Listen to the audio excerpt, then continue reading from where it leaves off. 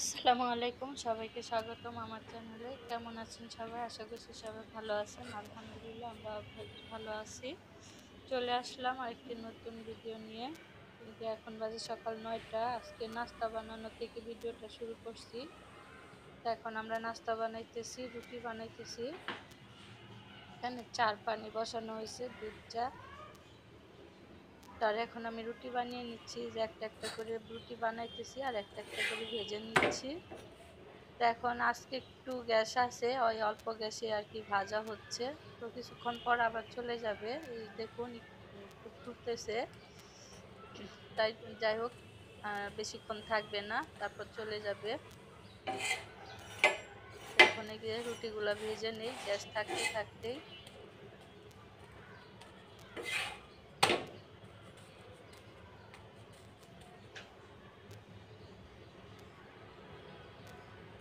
তো যে দেখতেই পাচ্ছেন রুটিগুলো তেমন একটা ভালো হচ্ছে না, তেমন একটা ফুলছেও না। তো যাই হোক, যেভাবেই হোক তো খাওয়া তো চলবে, আর না হলে বাইরে থেকে কিনে আনতে হবে হয়। তো এইভাবে আর কি ভেজে নিই। বাইরেরটা খেতে কিন্তু বেশি ভালো লাগে না, আর পেটও ভরে না। তো ঘরে বানালে কিন্তু খাওয়া যায় মন ভরে, পেট ভরে, তৃপ্তি করে খাওয়া যায়। ঘরেরটার মজাই আলাদা। বাইরে থেকে আপনি যতই খান ভালো লাগে না। ওই যে বলে না, চিড়া বলো পিঠা বলো ভাতের সমান নাই, মা বলো কি যেন, খালা বলো মাসি বলো মায়ের সমান নাই। সেই রকম আর কি, ঘরে না বানিয়ে খেলে কিন্তু ভালো লাগে না। ঘরেরটার স্বাদই অন্যরকম।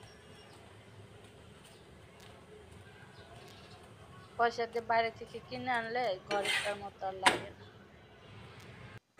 তো এখানে যে তিনটা আর কি সোহাগের আব্বুর জন্য আর দুইটা আমার জন্য ভেজে নিলাম। তো এখন সোহাগের আব্বুকে খেতে দিয়ে দিব। আর এই যে রুটি বানাইছি, কিন্তু আর কিছু করতে পারি নাই, ভাজি টাজি। তো হোটেল থেকে ডাল ভাজি কিনে আনছে সোহাগের আব্বু, ওই যে দেখুন ডাল ভাজি দেখাচ্ছে। আমি আবার ডাল ভাজি তেমন একটা পছন্দ করি না। এই যে ডাল ভাজি দিয়ে এখন নিয়ে আসলো হোটেল থেকে। এই ডাল ভাজি দিয়ে আর কি রুটি খাওয়া হবে। আর ওদিকে চা বসিয়ে দিছি, চা খাবো। আমি আবার চা দিয়ে বেশি পছন্দ করি। তো আজকে যাই হোক, তারপরে একটু ডাল ভাজি তো খেয়ে খেয়ে নিছি। তো আপনাদের সাথে আর শেয়ার করা হয় নাই। আর এই যে বন্ধুরা, তো নাস্তা বানিয়ে দেখলাম একটু একটু গ্যাস আছে, তো ভাবলাম ভাতটা বসাই দেই, ভাতটা হয়ে গেলে তারপরেও লবণ দিয়ে মরিচ দিয়ে খাওয়া যাবে। তো এই ভেবে ভাতটা বসিয়ে দিলাম, কিন্তু এই যে দেখুন ভাত বসিয়ে মনে হয় ভুলই করে ফেললাম। ভাত বসানোর পর পরে যে গ্যাস চলে গেল। এই যে দেখুন কি অবস্থা, ঢেকে রাখছি, জানি না হবে কিনা। তো মাশাআল্লাহ, আল্লাহর রহমতে পরে আর কি ভাতটা রান্না করতে পারছিলাম। পরে একটু একটু গ্যাস বাড়ছিল, তো আপনাদের সাথে আর দেখাতে পারি নাই। তো ভাতটা আমি পরে রান্না করছিলাম, ভাতটা সুন্দরই হয়েছিল। আর গ্যাস না থাকলে কিন্তু ভাতটা নষ্ট হয়ে যায়, ভাত খেতে ভালো লাগে না। তো ভাবলাম যে ভাতটা বসে কি ভুলই করলাম নাকি। তো যাই হোক, ভাতটা পরে রান্না করে নিতে পারছি আল্লাহর অশেষ রহমতে। আর এই যে ভাত রান্না করে তারপর বসেছিলাম, বসে ভিডিও এডিট করলাম, সবার ভিডিও দেখলাম, কমেন্ট করলাম। আর এদিকে দিয়ে যে হঠাৎ করে আকাশ মেঘলা হয়ে গেল, আর বাতাস শুরু হলো। বা মেঘলা আজকে 2 দিন যাবতই মেঘলা মেঘলা, কিন্তু বৃষ্টি হচ্ছে না। আর এই যে বাতাস শুরু হয়ে গেছে, অনেক বাতাস, বৃষ্টি হবে। দেখুন চারপাশ অন্ধকার হয়ে গেছে, এখন তো বৃষ্টির সিজন, যখন তখন বৃষ্টি চলে আসবে। আর খুব সুন্দর বাতাস আর কি, বাতাসটা এত ভালো লাগতেছে কি বলবো। এই যে দেখুন গাছপালা অবস্থা দেখুন কিভাবে একদম আর কি, মনে হয় ভেঙে পড়ে যাবে এই অবস্থা, এতটা বাতাস।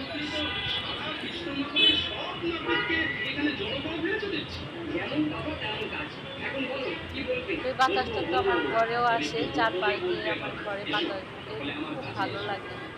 গরম বোঝা যায় না, গরম ততটা বোঝা যায় না, গরম থাকলেও গরম বোঝা যায় না, কারণ বাতাস আসে তো চারপাশ দিয়া, বা জানালা দরজা দিয়া বাতাস আসতেই থাকে। মাশাআল্লাহ, দিলে অনেক ভালো লাগে।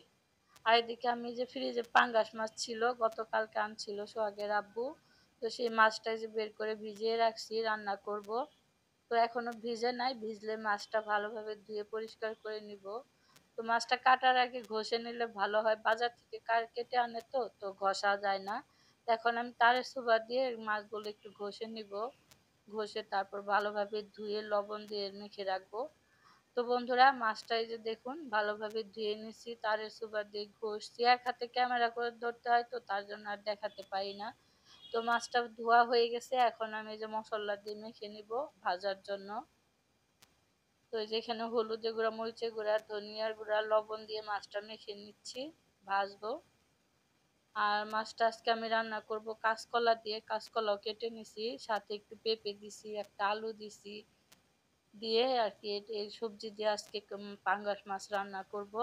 তো সাথেই থাকুন বন্ধুরা, পুরো ভিডিওটা শেষ পর্যন্ত দেখবেন, ভালো লাগলে মনে করে একটা লাইক দিয়ে দিবেন আর শেয়ার করে দিবেন। এই যে মেখে নিলাম মাছটা, আর এদিকে যে ফ্রাই প্যান বসাই দিছি, তেল দিয়ে দিলাম। তেলটা গরম হলে মাছটা একটু মাছটা আস্তে আস্তে ভেজে নিব। আর এই যে গ্যাসের কথা কি বলবো, এখন তো 3:30 4টা বাজে, কিন্তু বন্ধুরা বিকেল 4টা বাজে। তো এই যে তেলটা গরম হবার পর মাছগুলো দিয়ে দিচ্ছি, মাছগুলো এখন আমি ভেজে নিব। আর পাঙ্গাস মাছ তো না ভেজে রান্না করা যায় না, ভালো লাগে না খেতে।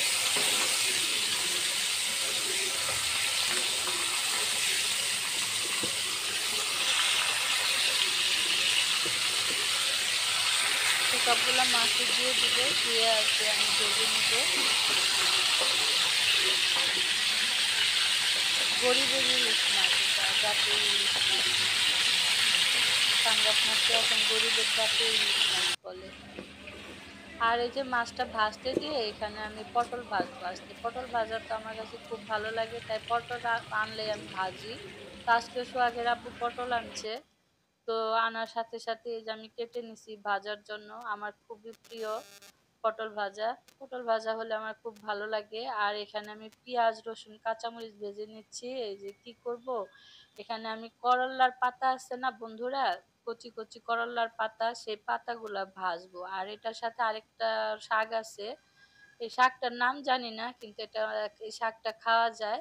তো ওই করলার পাতার সাথে ওই শাকটাও নিয়ে নিছি, আমার যে বারান্দার টবে হয়েছিল। আর আমার গাছের করলা পাতা এগুলা সব, গাছটা নষ্ট হয়ে গেছে, করলা ধরে না, তার জন্য ভাবলাম পাতাগুলো খেয়ে ফেলি। এভাবে ভাজি করলে নাকি করলার পাতা অনেক মজা লাগে, তিতা লাগলেও খেতে অনেক ভালো লাগে। অনেকে খেতে পারবে না, প্রচুর তিতা, অনেক তিতা, কি বলবো। তো আজকে আমি প্রথম করলার পাতা ভাজি করতেছি, আর কখনো করি নাই, জানি না খেতে পারবো কিনা। তো যাই হোক, এই যে এখানে আমি করলার পাতাগুলো ভাজি করে নিচ্ছি, একটু লবণ দিয়ে দিব, লবণ দিয়ে আর কি ভেজে নিব এখন। তো ভাজি করে রাখি, দেখি যদি খাওয়া যায় তো খাবো, আর না হলে ফেলে দিতে হবে। তো বন্ধুরা, ভাজি করার পর ভাজিটা খাইছি, কিন্তু অনেক তিতা, তিতা লাগলেও খেতে অনেক ভালো লাগছে আর কি, ভাতের সাথে তেমন একটা তিতা লাগে না। আবার সোহাগের আব্বু রুটি দিয়েও খাইছে রাতের বেলা, দেখবেন শেষ পর্যন্ত দেখতে থাকেন, দেখতে পাবেন যে রুটি দিয়েও সোহাগের আব্বু আর করলার পাতা ভাজি খাইছে। আর এদিকে আমি করলার পাতার ভাজিটা করে নামিয়ে রাখছি, নামিয়ে রেখে যে পটলগুলা দিয়ে দিলাম, পটলগুলো এখন আমি আস্তে আস্তে ভেজে নিব। তো সাথেই থাকুন, দেখতে থাকুন বন্ধুরা, কেমন লাগে আমার ভিডিওটা অবশ্যই কমেন্ট করে জানাবেন। আর এই যে এখানে দেখুন করলার পাতা ভাজি নামিয়ে রেখেছি, বেশি করে একটু পেঁয়াজ রসুন দিয়ে কাঁচামরিচ দিয়ে ভাজি করলে বেশ ভালোই লাগে খেতে। একটা ওষুধি আর কি, ডায়াবেটিস যাদের তাদের জন্য অনেক ভালো হবে, এরা তো তিতা খাওয়া খুবই ভালো। তাই করলার পাতা এভাবে ফেলে না দিয়ে আমরা কিন্তু এভাবে ভাজি করে খেতে পারি, খুব ভালো লাগে। যারা আর কি বয়স্ক, তারা কিন্তু খেতে খুব পছন্দ করবে। আর এখানে আমি পাশের চুলায় পটল ভাজাটা দিয়ে দিছি, দিয়ে এখানে চুলায় আমি তরকারিটা রান্না করব। এই যে হাঁড়ি বসিয়ে দিছি, আর হাঁড়িতে তেল দিয়ে দিছি, তেল গরম হবার পর পেঁয়াজ কাঁচামরিচটা ভেজে নিলাম। আর এদিকে এই যে পটলগুলো আমি উল্টিয়ে পাল্টিয়ে ভেজে নিচ্ছি, এখন একটু নাড়া দিলাম, দিয়ে উল্টে দিলাম। আর এদিকে পেঁয়াজটা ভেজে নিচ্ছি, ভাজার পর এখানে আমি আদা রসুন বাটা দিয়ে দিব, যেহেতু পাঙ্গাস মাছ রান্না করব আদা রসুন বাটা দিতেই হবে। এই যে আদা রসুনটা দিয়ে তারপরে একটু কষিয়ে নিয়ে এরপর মশলা দিয়ে দিব, হলুদের গুঁড়া, মরিচের গুঁড়া, ধনিয়ার গুঁড়া,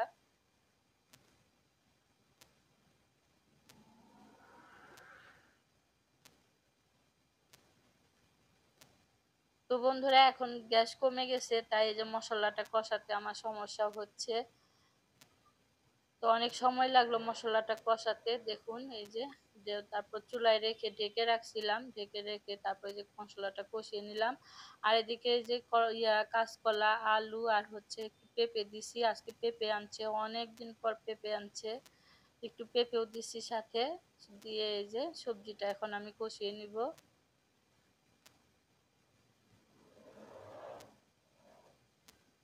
এই তো দেখুন আমি আর কি নেড়ে চেড়ে ইয়ে করে নিলাম সবজিটা। এখন ঢেকে দিব। তো বন্ধুরা এই যে ঢেকে দিয়ে আমি কাঁচকলা সবজিটা আর কি কষিয়ে নিলাম। এখন পানি দিয়ে দিব। কষানো শেষ, এখন এই যে পানি দিয়ে দিলাম। পানি দিয়ে নাড়াচাড়া দিয়ে এখন ঢেকে দিব। কখন বলক আসে জানি না। তো চুলায় দিয়ে তারপর আমি গোসল করতে যাব, 5টা বেজে গেছে। গোসল করে এসে তারপর আবার তরকারিটা দেখবো কেমন হয়েছে।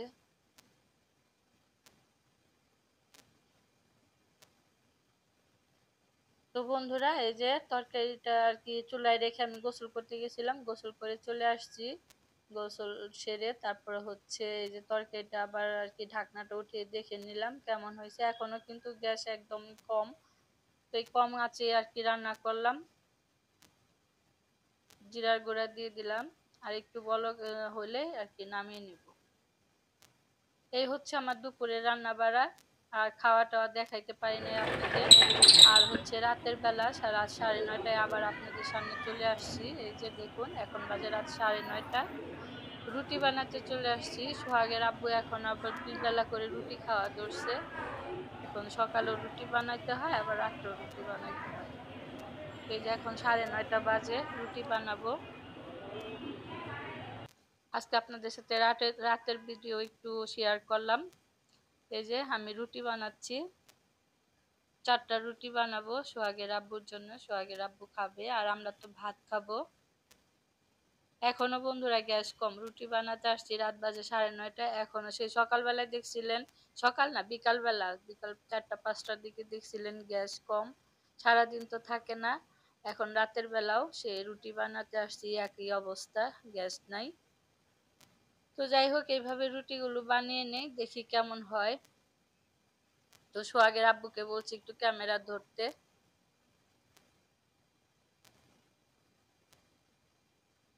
তো এই যে রুটিগুলো আমি বানিয়ে নিচ্ছি। এই রুটিগুলা কিন্তু সিদ্ধ করা ভালো হয় নাই, তার জন্য যে রুটিও কিন্তু ভালো হচ্ছে না বন্ধুরা। সোহাগের আব্বু একটু পণ্ডিতি করে, তো কাজ বেশি পারে। তো রুটিগুলার আটা কিন্তু সিদ্ধ সোহাগের আব্বু করছে, মানা করছি তারপরেও করে। তো যাই হোক রুটিগুলা আর কি কোনো রকম বানিয়ে নিলাম। মেজাজ খারাপ হয়ে গেছিল রুটি বানাতে এসে।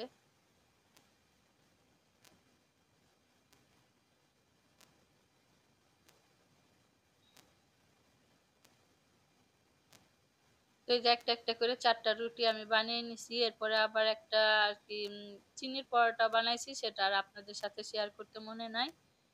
তো যাই হোক বন্ধুরা রুটিগুলো বানিয়ে নেই। এই যে রুটি বানাতে বানাতে দেখুন দিছি তাওয়াটা বেশি গরম হয়ে গেছে, এক পিঠ পুড়েও গেছে। যাই হোক কিছু করার নাই। এইভাবে রুটিগুলো 4টা রুটি বানিয়ে ভেজে নিব।